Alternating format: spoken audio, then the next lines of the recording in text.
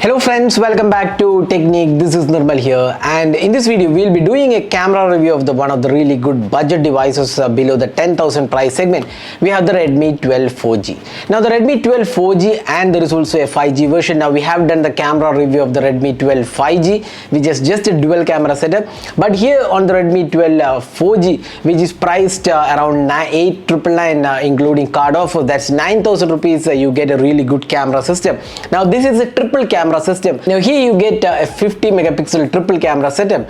So let's see how good the camera experience is on this device. So before getting into this video, if this is your first time on this channel, do hit that red subscribe button and also hit the bell icon to get notified of all the videos we publish. So let's begin. So first let's talk about the camera hardware. Now you get a triple camera setup. It is a 50 megapixel primary sensor. It is f1.8 aperture. Then you get an 8 megapixel ultra wide angle camera and a 2 megapixel macro sensor. Now if you look at some of the sub 20k devices, a lot of devices have been skipping the ultra wide angle camera, but on this device, which is priced just 9,000 rupees, you get an ultra wide angle camera as well. Now on the front, you get an 8 megapixel selfie camera.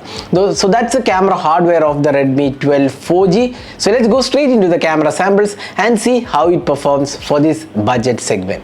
Let's first have a look at the daylight captures. Now you can see that the daylight captures are pretty much detailed, good colors, then good sharpness levels too. At this price segment, you can see that there is good amount of details as well. Now the colors are also mostly natural looking. There is no oversaturation issues.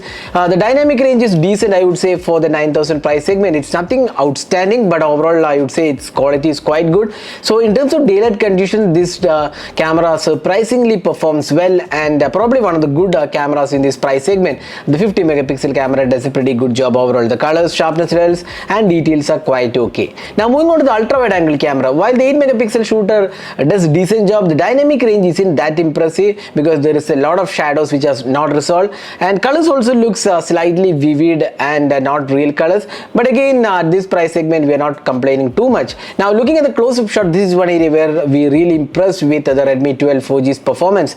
Great looking close-up shots, excellent colors, and also great sharpness levels too. So overall we would say Redmi has done a quite good job at the 9,000 price segment, offering a good primary camera. Now the 2 megapixel macro sensor once again does a quite good job, although it's quite similar to the other cameras in this price segment. There is good color reproduction. That's something which was missing on a lot of macro cameras. So overall macros have done quite a good job, I would say. Now moving on to the portraits, once again Redmi 12 4G does a quite good job with portraits. There is good amount of edge detection. At least for the budget segment, there is decent amount of edge detection. The colors are natural. The skin tones are also once again done pretty good. So I would say I'm pretty much happy with how the portraits have turned out on the Redmi 12 4G. Now moving on to the low light experience. Now in indoor artificial light, you can see there is decent amount of sharpness. Although there is noise, there is a considerable amount of noise that has been reduced to give a good overall images in low light condition. But when light drops further, in extreme low light, you can clearly see noise creeping in, and in fact there is a lot of noise. They're not really that usable. Even if you turn on the night mode, there isn't much of a difference. So low light experience is kind of average, I would say. But again, considering the price segment, you can't expect a stunning low light experience, and for that price segment it performed decently well. Now moving on to the selfie camera, the 8 megapixel selfie camera does a quite good job. Once again, the skin tones are good, the colors are good, the dynamic range is also quite acceptable. So once again, the 8 megapixel does a quite good job. Now if you look at the portrait selfie, the edge detection is quite acceptable for a budget smartphone. So we definitely like the selfies on the Redmi 12 4G. Now moving on to the video recording, there is only one format available, that's 1080p 30 fps. The video quality is okay, I would say, but there is no stabilization offered. The exposure seems to be slightly on the higher side. As a result, some areas are kind of overexposed, but again I would say for a price of around less than 10,000, this is decent clarity offered. But again, you can't take moving shots because there is no stabilization offered. The ultra wide angle camera performance is also very similar. You can see that the sky colors are overblown and overexposed, but again it's just a decent ultra wide angle camera for the price segment. So this is the front facing camera sample taken with the Redmi 12. So you can see how good the quality is. This is taken in 1080p resolution. So that was our camera experience with the Redmi 12 4G.